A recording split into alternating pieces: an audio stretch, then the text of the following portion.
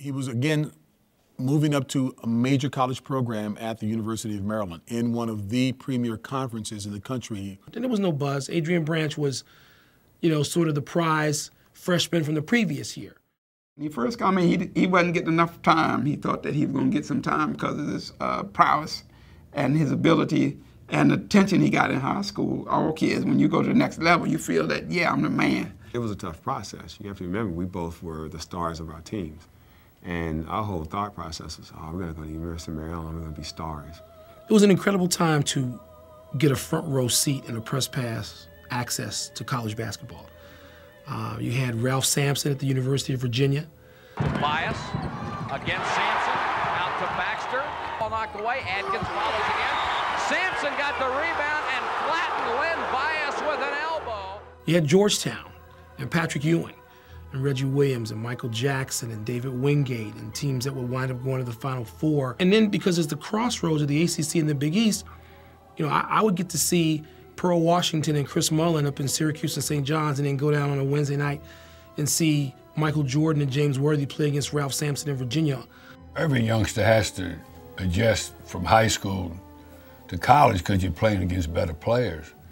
But Bob Wagner did a good job of teaching them the fundamentals. Shot won't go. Farmer kept it up in the air. Bias with a rebound. He's double teamed. So you didn't hear much about him freshman year, but again, if you studied Len Bias and knew how hungry he was, you knew that once he got an opportunity to get out on the floor and show his wares, that he was going to shine. I got to see him play early that November, and it was evident. It was like, whoa, this kid is raw. You didn't think he was great. You thought he was raw. And that's back when people had a tag we like to call late bloomer. 13-point lead for UT Chattanooga. Len Bias wide open for the shot. Nice shot by the freshman from Landover. He was good as a freshman. He didn't start as a freshman, but by the end of the year, he was starting. One time he mentioned to me that he had hurt his ankle and the coach made him run up the steps and his ankle hurt.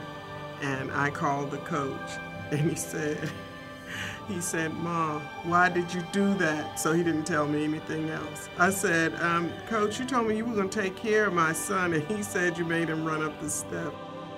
He and Lefty bumped heads because I asked him at the end of his freshman year, what's happened? How come all of a sudden you're playing, you're relaxed, you're not fighting, you're not being in and out of the game?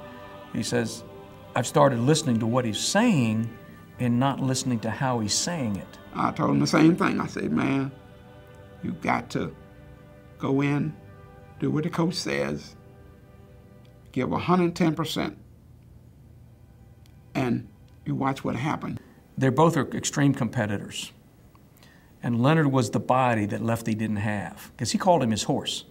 And he would ride that horse, and that was their great relationship. Fine young ball player for Lefty Driesell. Bias 6'8", a freshman from Landover. He's going to be around a long time. And I think ACC fans should remember that name because I think he's going to be an outstanding player in the conference.